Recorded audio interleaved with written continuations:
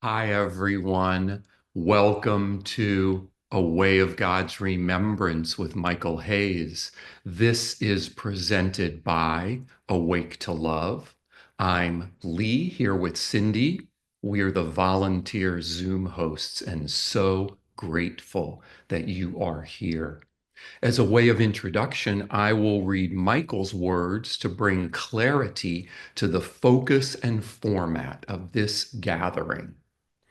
This is a weekly gathering for those seeking greater awareness of their true nature. There are many paths and approaches to higher consciousness and to greater awakening to who we truly are. The essence, the truth of all these paths is more about remembering who we are and have always been rather than becoming something different or more than we have seen ourselves to be. A way of God's remembrance goes to the heart, to the intention of all the paths. This is what we will explore together each week. Michael will share thoughts and awarenesses that come forward as relevant and purposeful for our time together, followed by questions and answers related to what he shares about. We will begin with an invocation of light to help support us all to be in collective alignment. After the light invocation, we will play a recording to lead us in Anai Hugh chanting. Ron, please, would you lead us in the light invocation? My honor and privilege, thank you. Lord God, we step into the awareness of our divine nature. And we ask, Lord, help us to see more clearly into that very essence, to let go of ideas and rituals and other things that we have come to believe, falsely believing that they have rightness and wrongness associated with them. For the truth is, there is no wrongness. All there is love. And that divine love floods us all. So be it.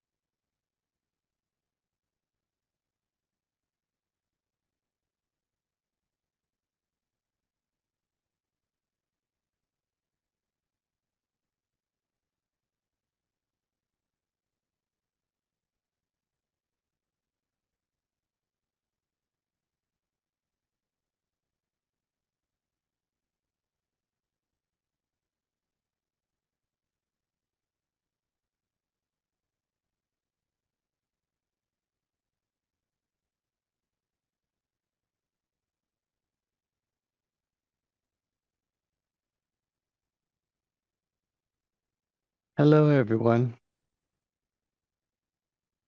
Welcome to A Way of God's Remembrance. I'm Michael Hayes. For those who may not know me, there's maybe a few of you, and I think this is maybe our 35th one of these classes that we have done, uh, consecutive Wednesday nights. So I think that's pretty great. And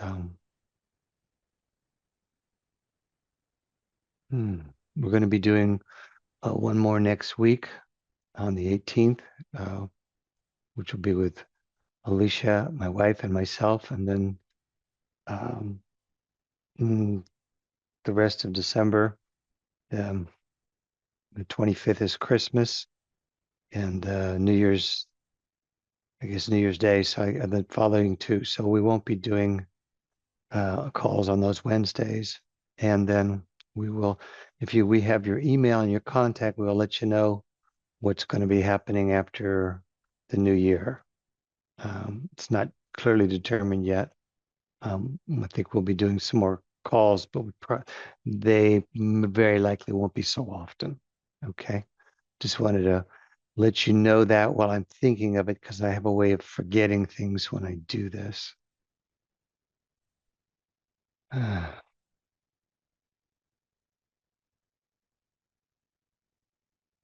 There's a great power in this world that seeks to hold us into an approach to existence and life, which reinforces our story of individuation and reinforces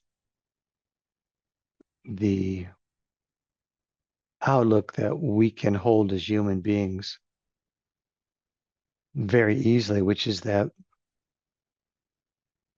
we're isolated or different or restricted in some way from the fullness of God and the fullness of life. And when we experience that restriction, it automatically activates within the human mechanism inside of us uh, drive or the perception of a need to overcome the limitations of life. And this activates us into a quest of becoming or changing or altering or, let's say, overcoming this world. And it's interesting because I have only know of one, well, shouldn't say that. I know of one being who truly, truly demonstrated the overcoming of the world, and that was Jesus. I believe others have, but I don't, I can't see the same evidence of it for them as much as I did for him. And his overcoming of the world was demonstrated by his capacity to choose love in the face of a world that was in great againstness towards him and what he was doing. And there was tremendous pressure upon even by those who loved him and followed him to be that agent of change that would change the nature and the condition of this level, that it would be more to the liking and more to the comfort and more to the fulfilling of the aspirations of those people in their dreams and their visions and their prophecies. But instead of that, instead of coming to change the world, he accepted the world as it was.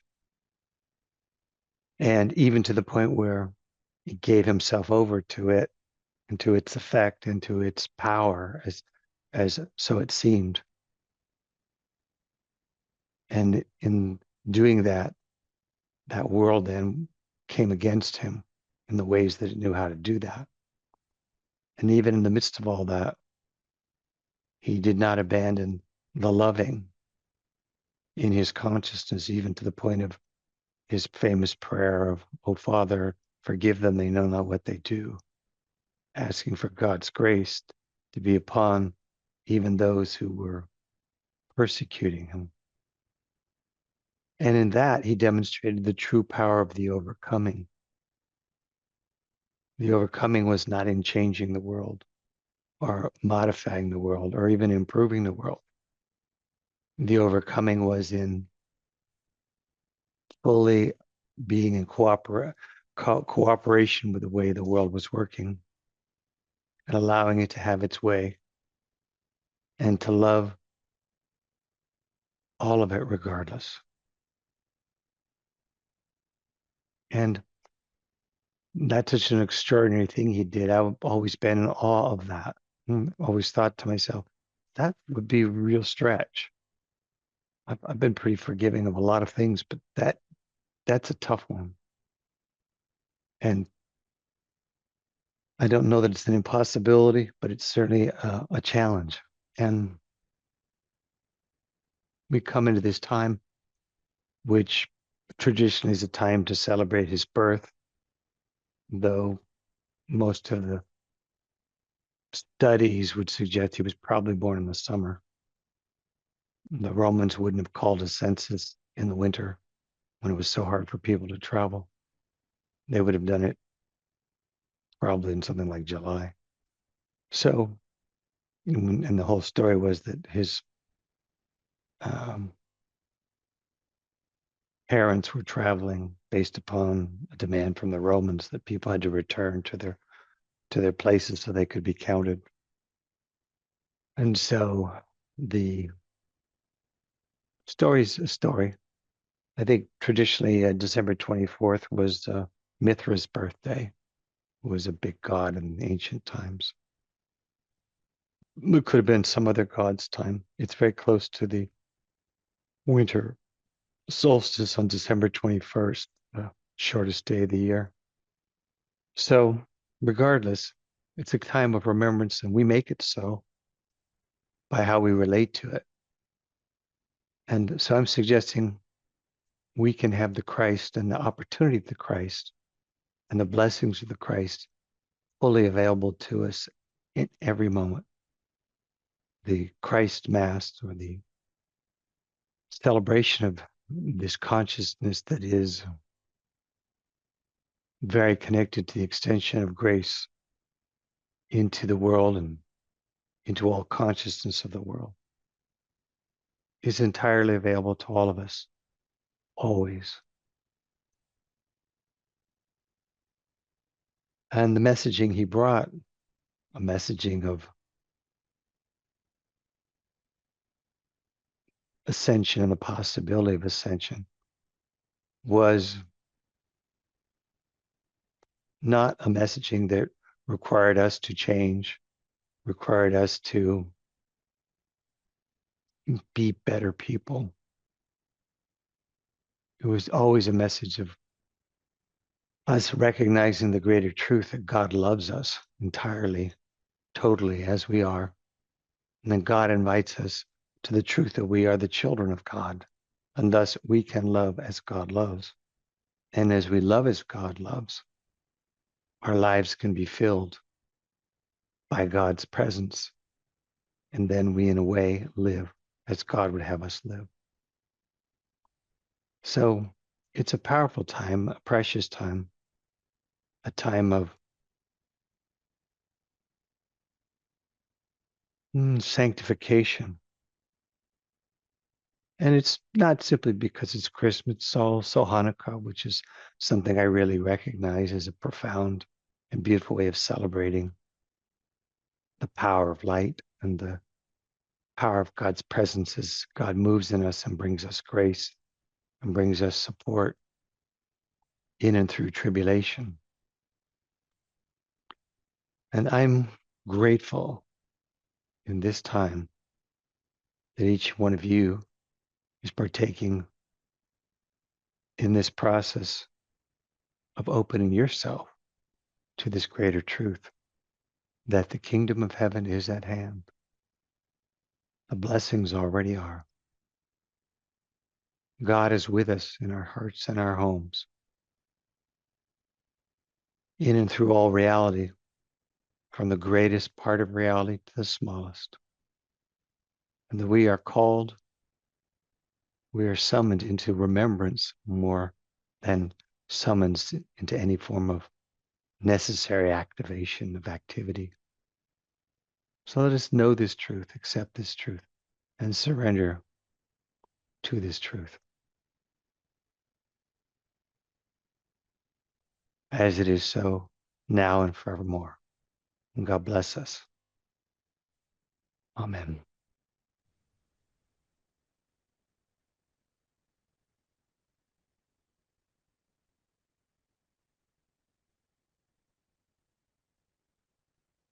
Hmm.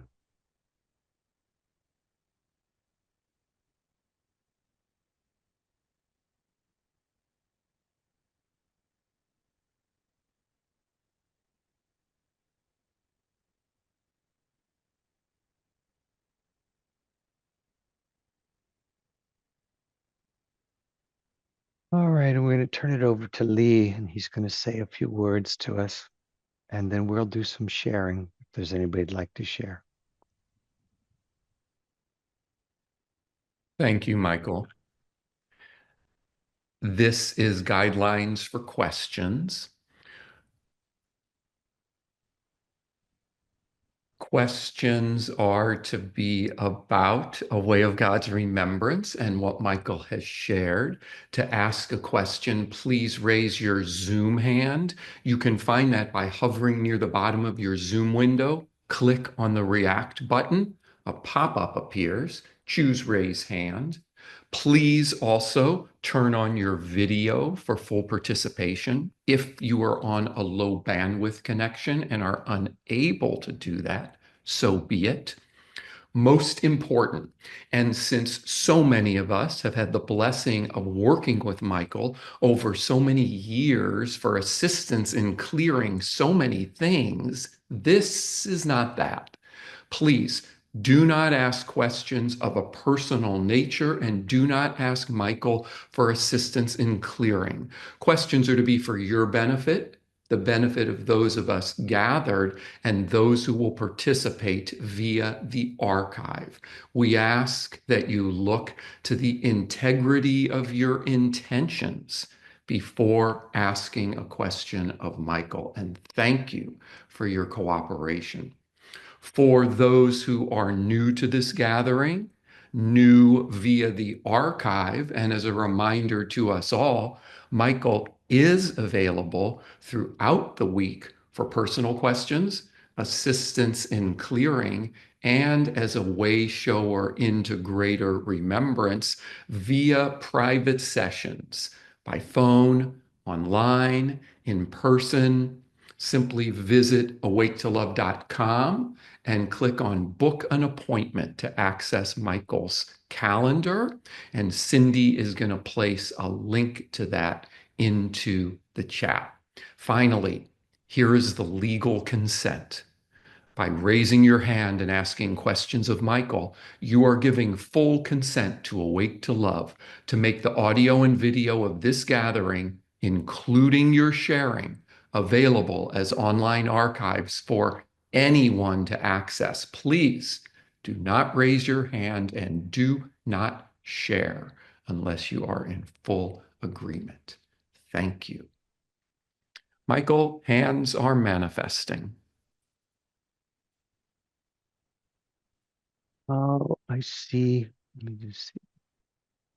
I see a couple of them. Okay. Um, let's do David Stern.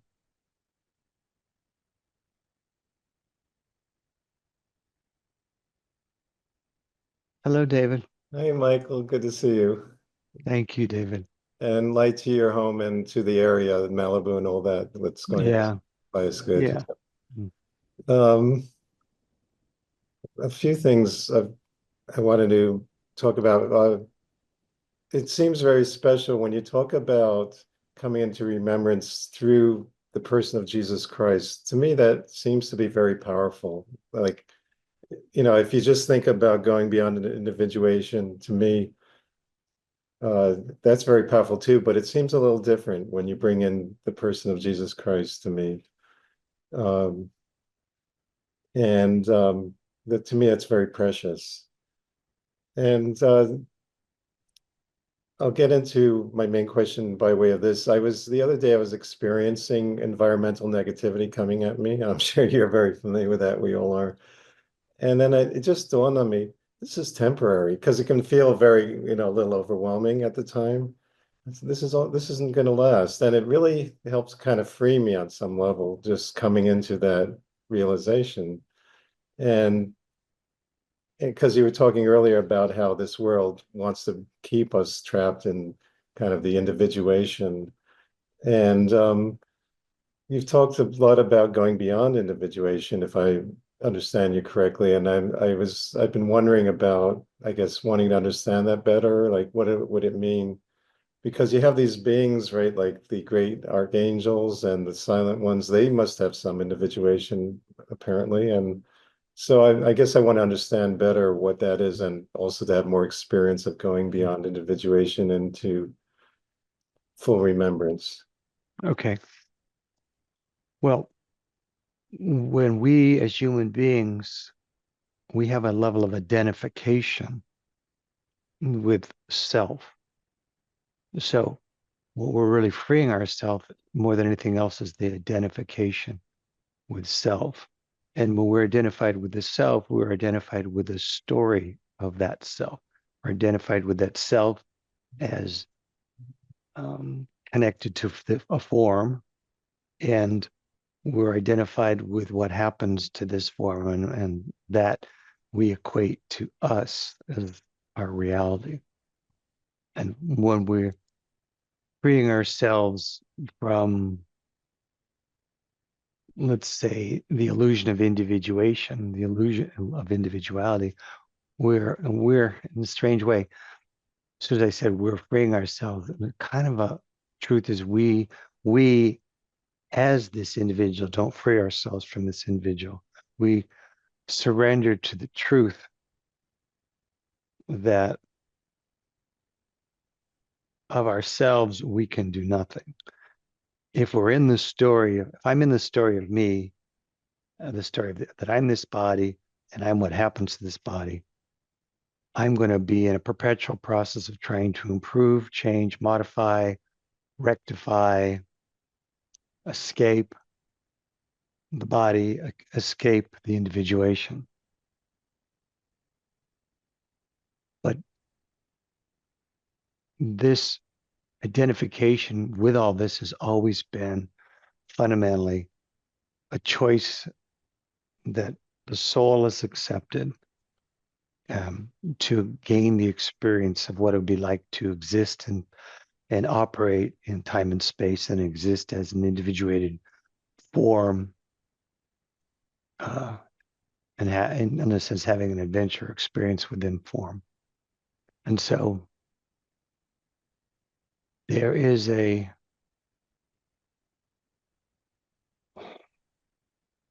connection we hold where we're always in this knowing that we're not this. And we could say it's like a reclaiming of that. What's really happens at some point is there is this truth, and that truth is always there. See, if you look at the way it's presented by, let's say, John Roger, and he's talking about the, the sound current is something that we operate with, and they'll talk about it like, well, this sound current, because will be reference it as something from above coming down and through, and it like that's always there, and his work with you is help you connect to that. Well, that he's helping you connect to is something that is always, in a sense, in that remembrance. It's always in that truth of the eternality of God and the reality of all reality on all manifestation of creation, all manifestation of anything is inherently a byproduct of that chord, or we sometimes would call it that sound current. Now, we call it sound current because the way we track that sometimes most easily is to recognize that as our conscious comes into a connection to it, we can reference it into the different elements that we've assumed as an individuation. Like we have let's say a physical body, and then we talk about an astral form, a causal or emotional body, a mental body, a more unconscious body, or etheric body.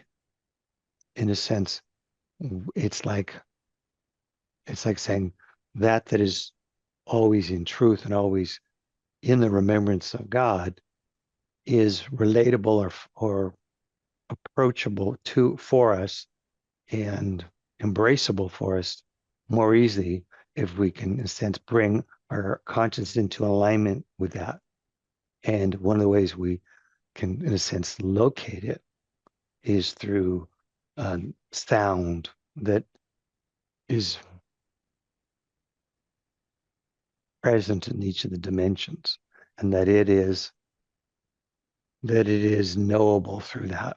Now we could say, well, I know that there's a sound to each of those dimensions. Yes, there is a sound to each of those dimensions we could hear. And where does that sound come from? Well, something has to create that sound. Well, so in every part of dimension, every dimension of all reality, there is that thread that is the source of that sound. And so we activate ourselves to that.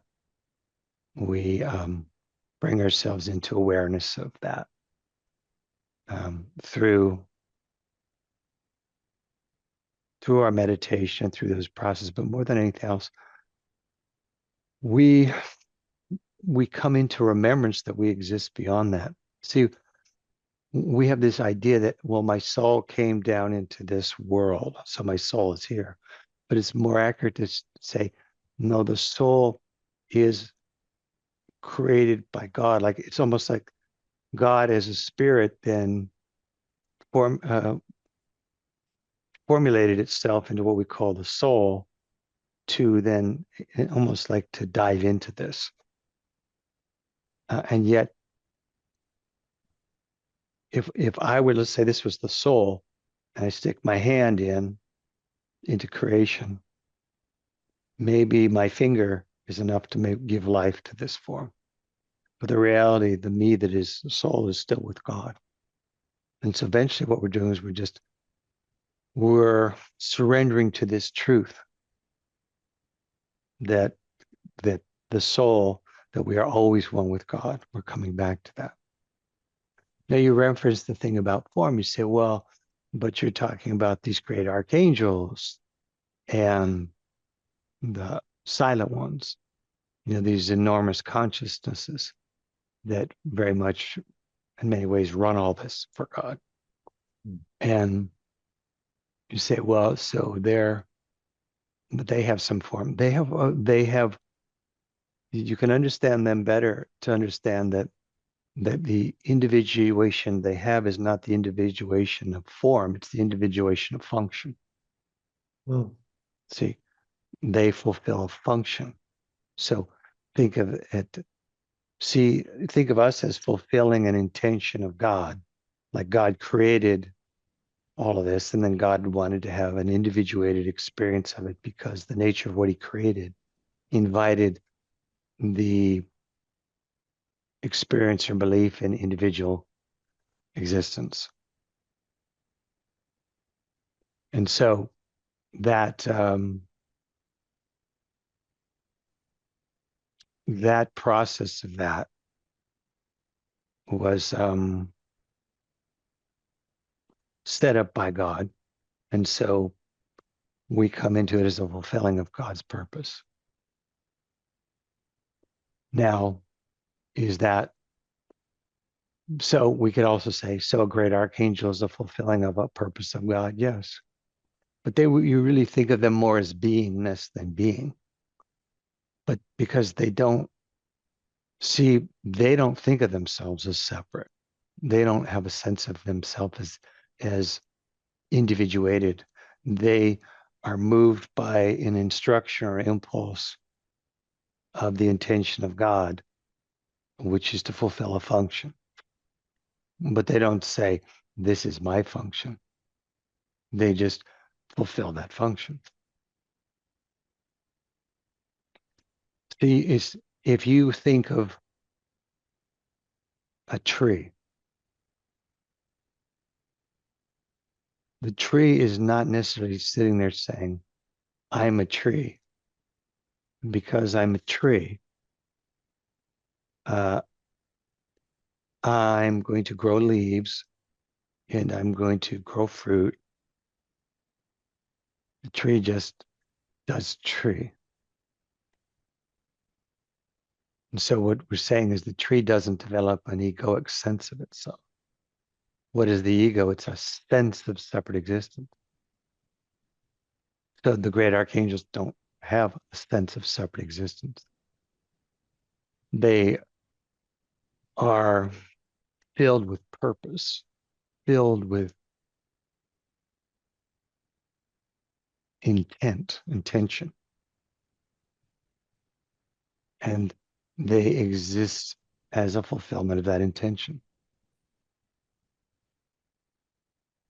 It's like saying, well, the wind blows, but the wind isn't necessarily thinking, well, gee, I'm the wind, and gee, I'm blowing in a westerly direction. That means I'm a west wind.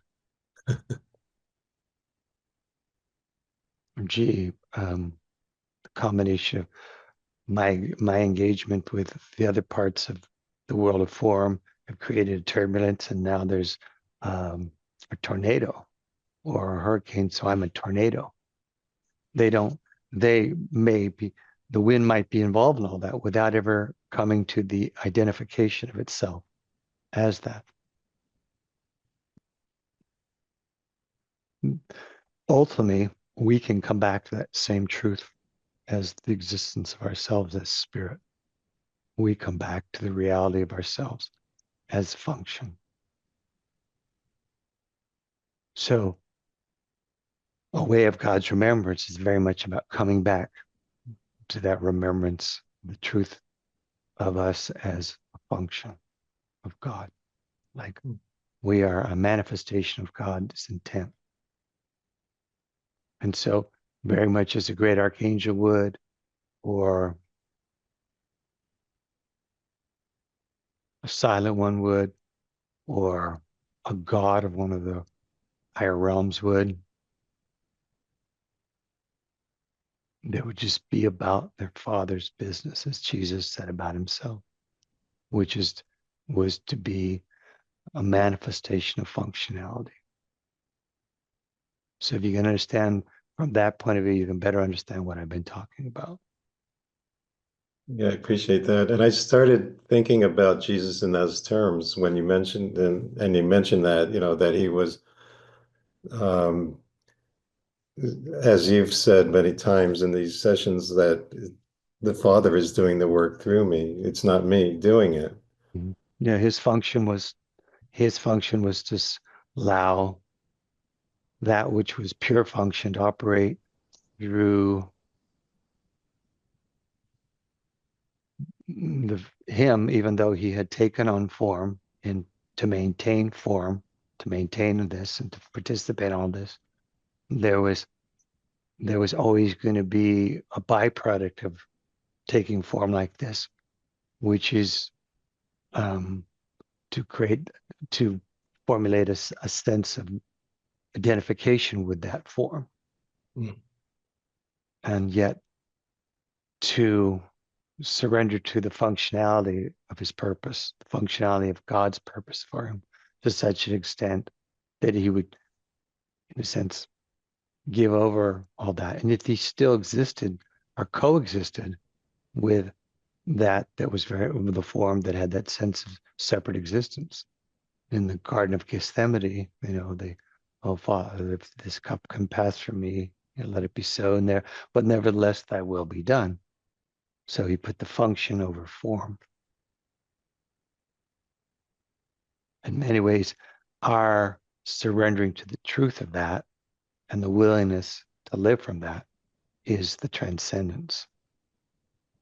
But the thing is, because we in our individuation would view it as we've transcended, but from spirit world, it's really looked at almost in reverse as a undoing, and rather than a transcendence or an ascension from on high, it's almost seen in reverse like an allowing, and that more of the full truth of the divine exists and moves through, and so that this is now more and more given over to the functionality of God, to the purpose. And it's another way of saying it is more and more of that is the divine will, that is the divine purpose,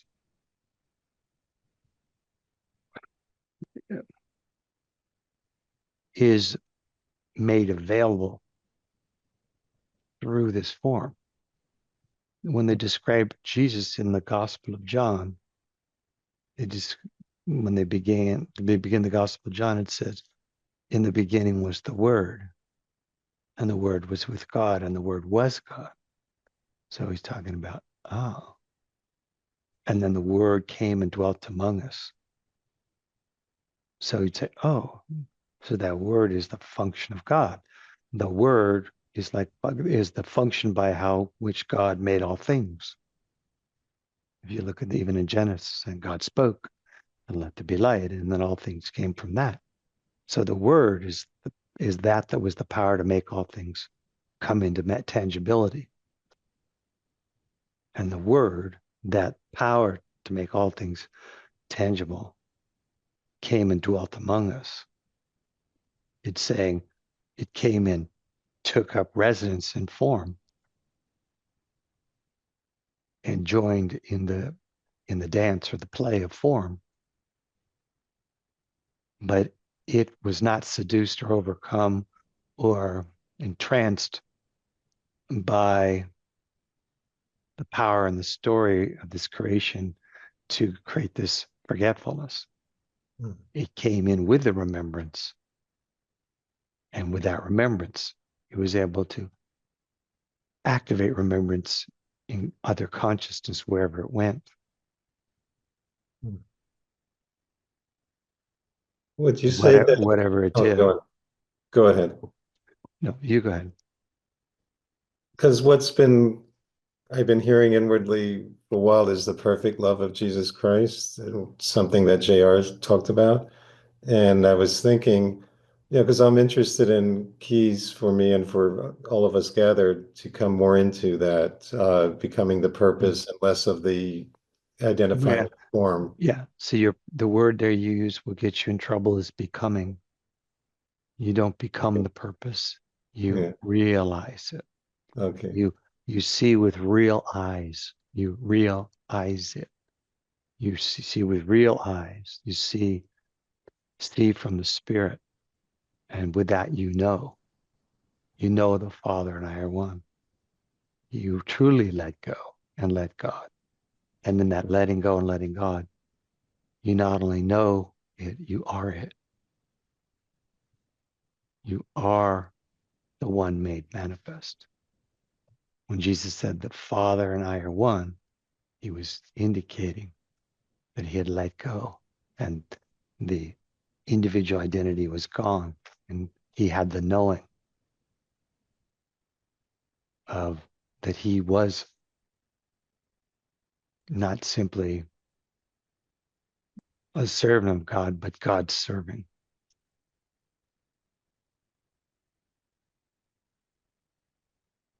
And the more that is remembered, the more it is actualized through the consciousness, but also in and through the form. And when that is going on, there's an activation that happens because all consciousness has that same thing as truth. Just not all consciousness is participating with that same level of conscious realization, of conscious remembrance and conscious surrender. And so as each of us comes into that remembrance, it activates the remembrance in all aspects of itself. There's some aspects of itself are deeply asleep, we could say, in the story of form, and other aspects of itself are less asleep. But Jesus is quoted as saying, "No man comes to me but that he's lifted." So any consciousness that comes to this or is even approached by this truth in some way, it is moved towards remembrance. And for some, it could be many lifetimes before that culminates in conscious realization. But for those who have the eyes to see and the ears to hear, the kingdom of heaven is at hand. The blessings already are. God is our partner, but more than that, God is our presence.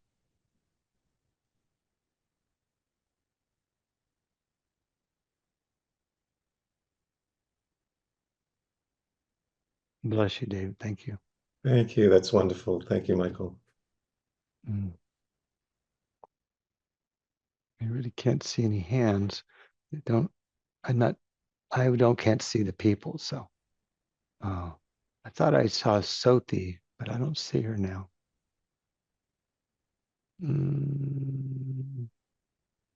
Oh, I saw Soti had her hand up, but I don't see Soti's hand. Are you there, Soti? There you are. Okay. Oh, there are the hands. I see a few now. Okay, Soti, go ahead. I don't know whether this is part of the journey to the greater remembrance. I feel disjointed. Is that part of the process? Yes, Okay. that disjointed is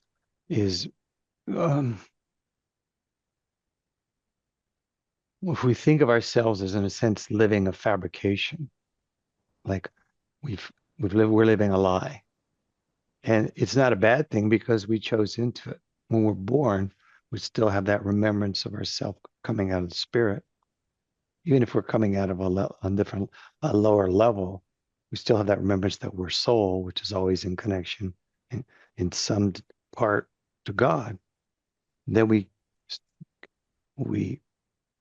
go through the act of creating identification with the body. As that little baby actually has to learn to think of itself as that body. That's why it takes us a while to be able to use it. See, the process is a little different. Let's say for a horse, it's born and then 5 minutes later, it's on its feet walking. No, we're not, because we are consciousness, and we have willingly responded to an intention of God to have us create an identification with form. And then once we get that identification with the form, we start to become identified with everything that happens to the inside the form and outside the form to the form. We think of that as our life. And so there's a statement John Roger said before. He said the traveler consciousness comes to disillusion you. Well, disillusioning us is freeing us from that very thing that we willingly chose into at the behest of God. That we would enter into this illusion, and then and we would live in an experience, but eventually we would, in a sense, having garnered what we came to through the experience side of it, we'd start to set ourselves free from the illusion of it through learning. But setting ourselves free from it is very, very difficult. Now, a lot of things have been trying to do that. It's like the yogic processes and the the pranayama and the different breaths and the different teachings and meditations. And for us, many times that for us as individuals, that is our attempt to get ourselves free. We can go and get, let's say, less attached, less identified, more, we start to get more aware of ourselves as existing, not just as this physical body, because we start to be aware we exist in the astral plane and the emotional plane and the mental plane, in the unconscious, and we start to sense existence to ourselves there. And we may even start to have an experience of a knowing or a sense of ourselves that we are one with God, and therefore we exist. We exist in a form that actually lives outside of all of this. But we're still somewhat caught in this. At some point, we come to this recognition, realization that of myself, of the me trying to get free of the me, I can't do it. The me can't do it. And something just lets go. And we let go, we let God, and then God undoes the storyline or the fabrication. Now, when God starts to do that, you're going to experience what you're talking about, this disoriented thing going on. Because it's almost like your world is being undermined. The story is undermined. Now, that ego formation that comes into being, which is the sense of separate existence, it's the I in the story, the me in the story, it fights back. And it creates, because it experiences it as the destruction of everything. Well, it's the destruction of everything that's identified with. But it's not true destruction, it's just the destruction of a pretense. But it still struggles and it pushes on the consciousness to get us to try and cling to the familiarity, cling to what was, cling to the story of before, cling to the memory, cling to the things that we say are mine, to the identity or identification of what I've done and what I'm doing. It tries to get us to hold to all that. But no matter how much it's struggling, when we're at that point of letting go and letting God, the How do truth you of our, let go? How to let go?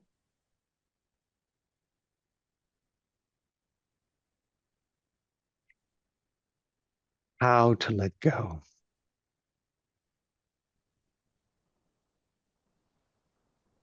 In a strange way, the letting go is not so much an action. It's a letting go of a pretense. It's a letting go of that's pretending. So what we really let go is the false self. We let go of that one that would cling to the story. It's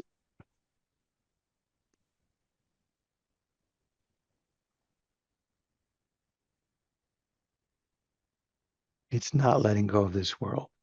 It is letting go of the story, the identification with this world. We have never been truly part of this world. Jesus was quoted, he had a quote where he said, "The birds have their nests, the foxes have their holes. The Son of Man has no place to lay his head." He's saying this world is not our home. We have never truly existed here in truth. We have engaged through an extension of consciousness into all this to learn about all this, but we've never really been all this. We've never really been this. We never have. We never will be. We learn through it and then it's dropped away. That's what's really going on. Your dilemma is that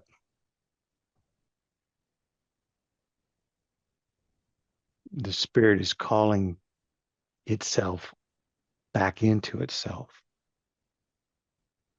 It's calling that the truth of itself that's been extended into form to play the game of time and space, and it's calling it back out.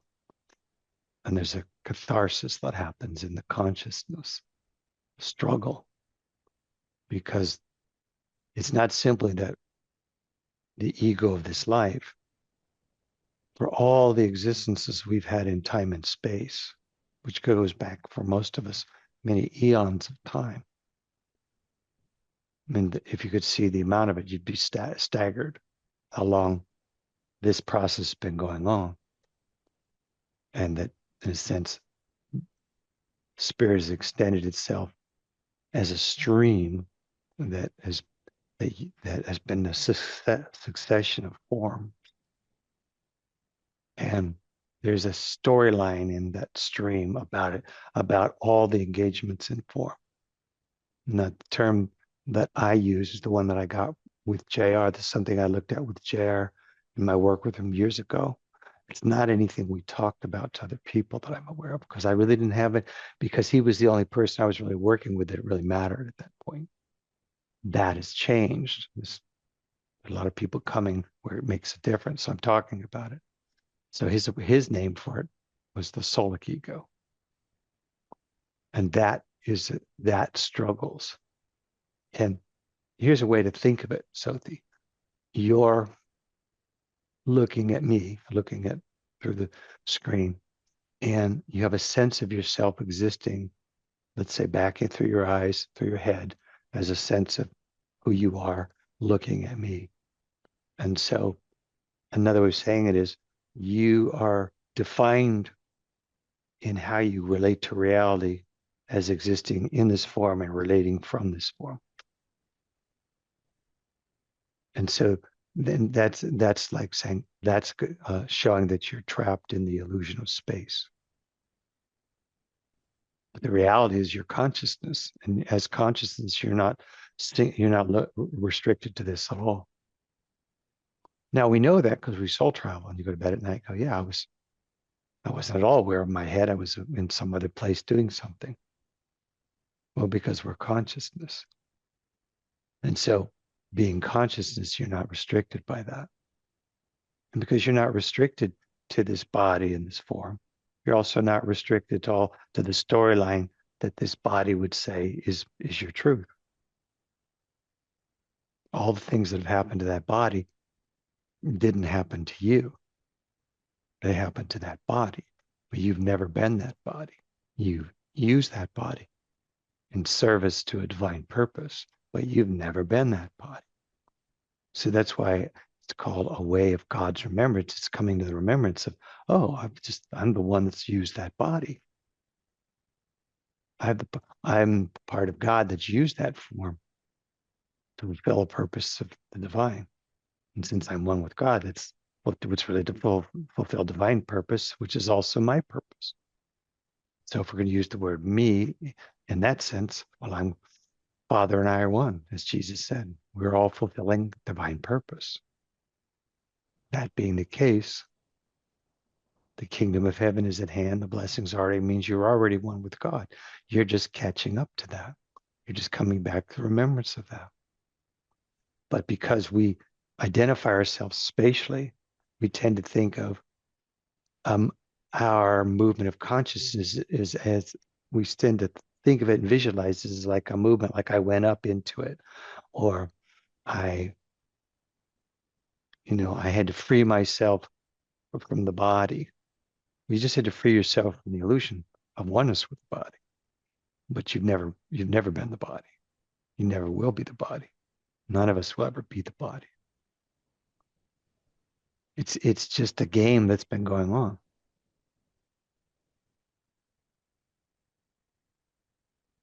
So you're asking a question that I had many, many years ago when John Roger, in a sense, told me about this. Like he just basically, I don't know how I brought this up. It was a long time ago. And I just offered something to him. And I've shared this in this class, I think.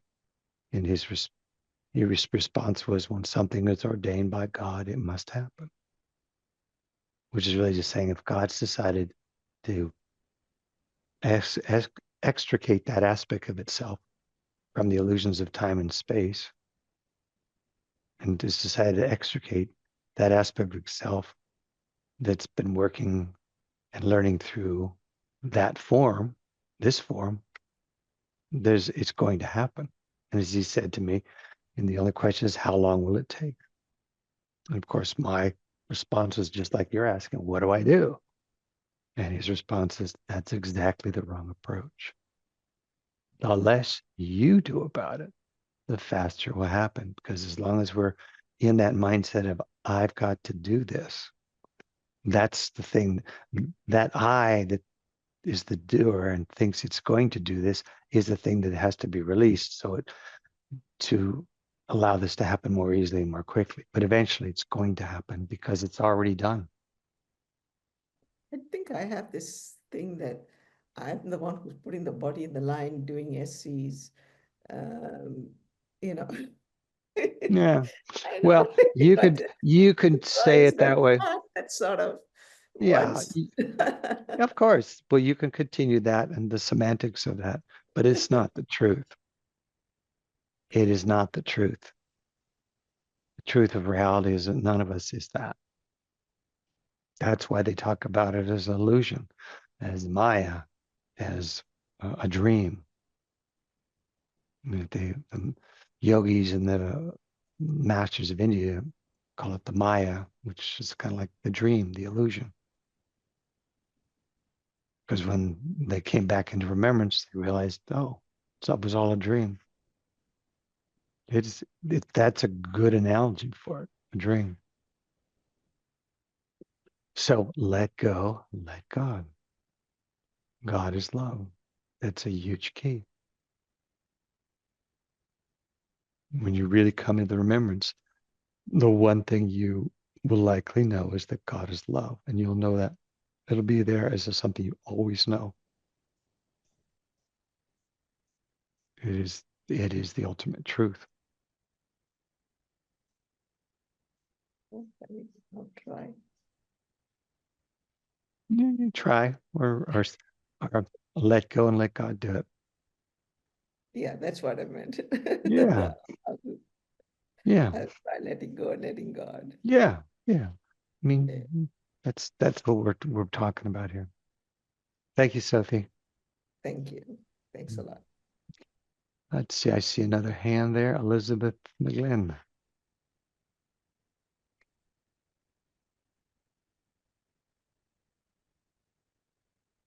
Hello. Hi, Michael. Oh, I didn't think I was going to get on because I thought your time was up. It might be. I don't know, but you. It is. Do you want to check that? No, no. I'm talking to you. Let's go. Okay.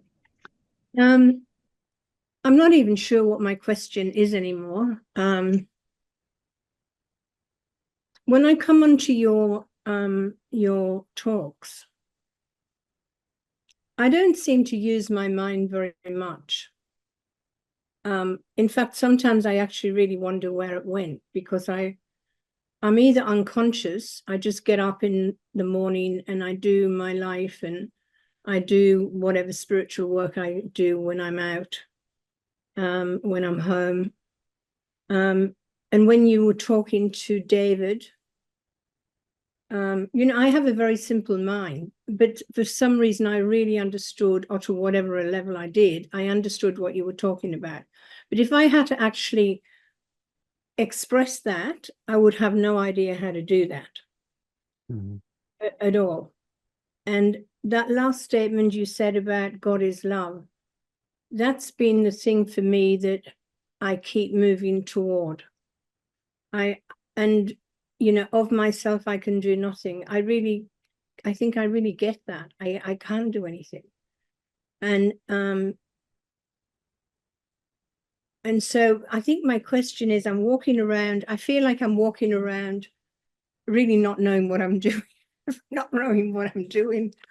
But I'm No, not doing anything. That's my dilemma in a way. It's like I'm not no. doing anything. I'm just going about doing my life and I'm not really doing anything. And I don't have that awarenesses that you have, but somehow inside of me, I understand what you say.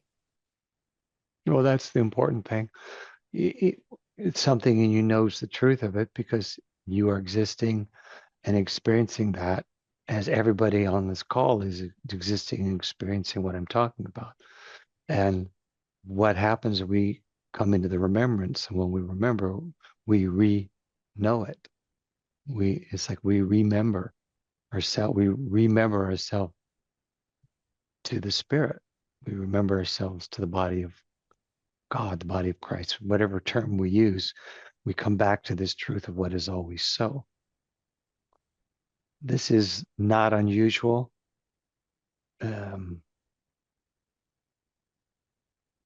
There was a recent seminar tape, I guess a soul awareness tape, and John Roger talked about in the soul above there is no memory. So memory doesn't exist there. So the more you're living in that, the more you're not going to deal in memory. That's And what then I you come, seem. then you may come back here and then since memory is a part of what goes on here for people. But what if the more you come awake to that as truth, and you're in that remembrance of the oneness of spirit, not necessarily that you remember all the details, all the levels and all of this, but you just Yeah. have this knowing, then that is probably going to have a pretty tangible effect into how you go through your existence here, where you're just kind of, you say, well, it's like I'm floating around. It's like not remembering a lot. And yet spiritually, you start talking about this really spiritual stuff, and I know it. Well, this mouth is speaking these words, but in that reality that I'm talking about, how to say it, this message is being given to everybody here from that level as well as from here. It's not like I took this trip to this foreign land and I've come back and I'm simply telling all of you about it. I have an awareness, a knowing of this greater reality. And in that greater reality, all of you exist there too. Except there's a and in that greater reality, you know that greater reality. But in this reality, you don't know that reality. No. So while I'm talking to you here about it, I'm also in a sense talking to you there about it. And I think And that's the difference for me. yeah, and what You my have, hope, you have what the, is this? Yeah, have a what is knowing, this? but I don't have the awareness. Right. But what then is, it's almost like, since we're talking about remembrance, by doing this process with you, it opens an opportunity of, it's like jiggling your memory. It's like you've dozed off and I'm going, hey, Elizabeth, hey, hey, hey, hey. And it's starting to bring a connection of consciousness in that is the truth of you in spirit with the pretense of you in form. Because in the midst of that pretense of you is the spirit that has an aspect of itself, or the soul has an aspect of itself that's playing time and space, but the truth of itself is in that unindividuated truth of the divine. And so as we do this, it helps to activate more of a sense of that, or know. And first it'll be more of a knowing. Eventually it'll start to become an awareness of it, meaning you'll know more about it and more of it. Eventually you may know more about it and in much more definitive ways. Is all that there? Ultimately, it's there for everyone. But the big thing is to connect to that unknowing. And then and see, we aren't doing it. We're cooperating with what God is doing. And I get that. Yeah. I'm sharing all this because I know all this, and and it's not that I haven't shared it with anybody, but I hadn't shared it with that many people. But my teacher, John Roger in the spirit world, said, you know all this, and And he didn't say, tell me, but I had to let you all know about it. He just said, we're going to let more people, we're going to make the knowledge of this available. But see, in the spirit, we're one. So, but down here, I'm still holding form and dealing with everything that goes with that. He's not, but in the spirit, he's entirely available. But you could also say there's masters of all sorts who are available to support this in there because of my particular relationship with him, and a sense as he was the consciousness that supported my remembrance. So, and there will be a consciousness, I'm just describing this because it's being shown to me, and he was supported in that remembrance by a consciousness, and that conscious by a consciousness, and all those consciousnesses then are working to bring this opportunity of remembrance forward. So it's not just John Roger, it's just, let's just say that reality that has remembrance has an intention to extricate aspects of itself that have been in the forgetfulness back into the remembrance. So this is one of the ways that that's being offered up.